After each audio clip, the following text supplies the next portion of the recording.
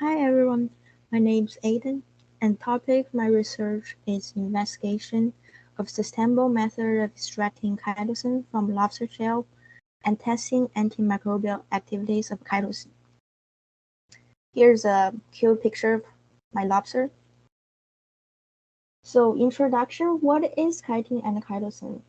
Chitin is the second most abundant polysaccharide in nature, which can be found in crustaceans, insects, and fungi. It has unique properties such as biocompatibilities, biodegradabilities, and antimicrobial activities, make it has become a novel material in food, industrial, and biomedicine. Chitosan is a nitrogen decetylation product of chitin, with similar properties but increased solubilities, which greatly increase its application. The traditional chemical and biological method of extracting chitin has a problem of creating strong acid-base with solution or low in efficiency. However, recently, a new solution has been found called ionic liquid as an alternative sustainable organic solvent which can directly extract chitin from the raw material. So in this study, a sustainable solvent has made of choline chloride and malic acid was used for multiple extractions to produce chitin and produce 100% of degree of decytylated chitosan. Finally, chitosan was used for testing the antimicrobial activities to against E. coli and SRS.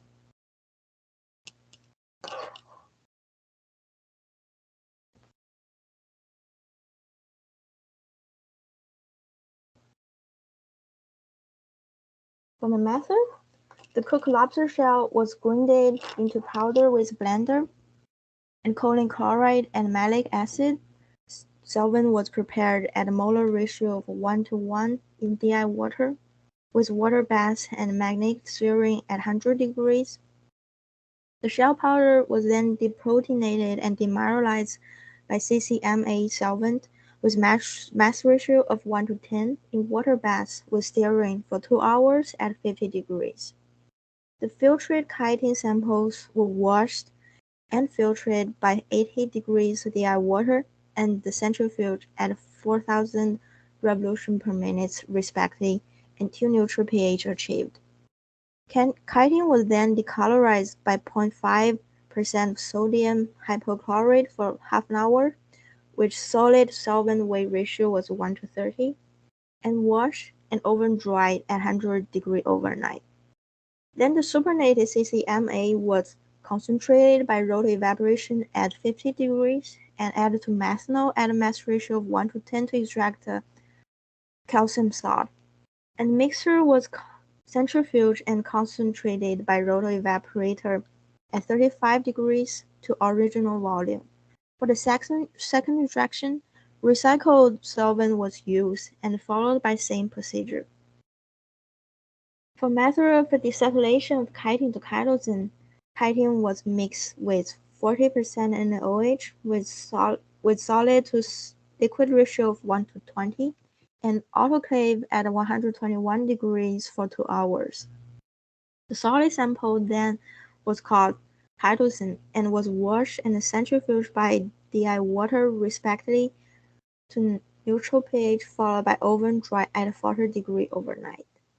The protein content of samples were determined by BCA protein assay in samples prepared in triplicate with 25 microgram sample pre-treated in 5 ml of 5% NaOH solutions and heated at 95 degrees for 2.5 hours.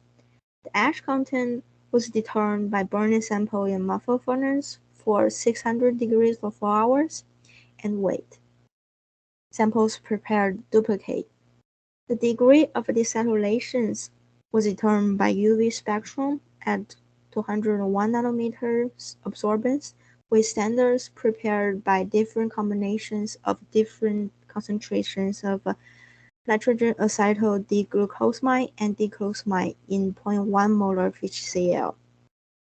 Finally, the antimicrobial test was performed by this diffusion assay using E. coli and SRS.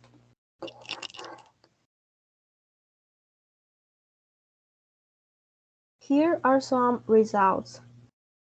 Table 1 was presented chitin yield, protein and ash content, and I'll also repeat those numbers in my conclusions.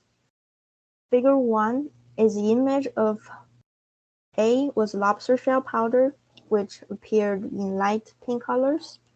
B is a chitin from first extractions, presented white colors. C is chitin from second extractions, present light yellow color. Table number 2 is the chitosan yield and the percentage of degree of decylations.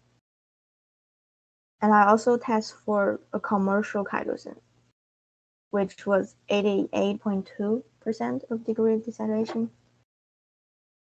Figure A was distribution results using E. coli and F. aureus. For both bacterial positive control and chitosan have a zone of inhibitions.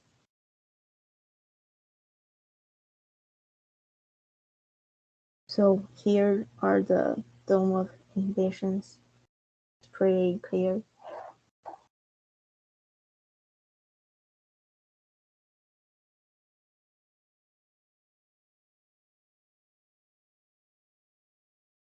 Here, figure 2b was the analyzation of zone inhibitions with SADX multi-comparisons compared to negative control and positive control. Samples were in triplicate, and data was presented as mean plus minus mean. So the conclusion: chitin was successfully extracted from lobster shells with percentage yield calculated to be 36.32 and 62.71% for first and second extraction, respectively.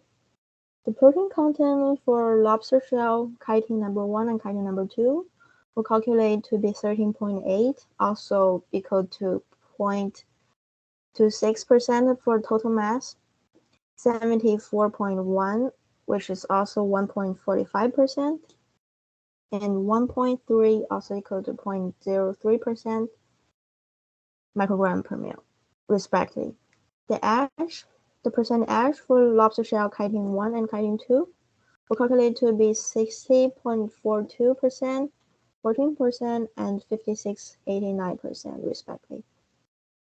Chitins were successfully decylated to chitosan with percent yield calculated to be 38.3 and 32.1 for the first and second extraction, respectively. And the percentage of degree of decylation for chitosan 1 and 2 and the commercial one were successfully determined and calculated to be 101.2%, 100.3%, and 88.2%, respectively.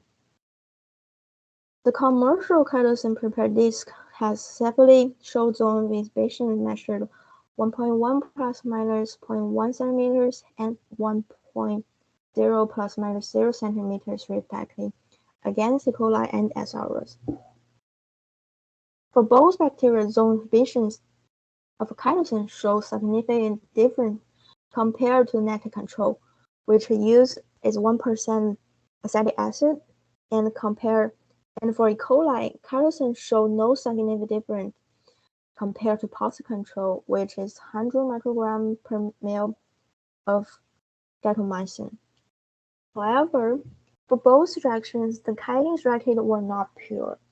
The ash content was higher in chitin 2 and the value was close to lobster shell, suggests that recycled solvent did not remove the majority of mineral, while the protein content was calculated to be lowest among all samples, suggests protein was not fully extracted in BCA protein assay and fully detected. Therefore, further investigation on the method of recycling solvent and protein detection should be made. Here are some of my references. And in the end, I would like to express my special thanks to my instructors and all the lab technicians, Dr. Jessica, Dr. Mike, Marta, Crystal, Alaya, and Research Associate Abraham, as well as Holland College, providing me this opportunity to do this wonderful project on topic of chitosan. Thank you for watching.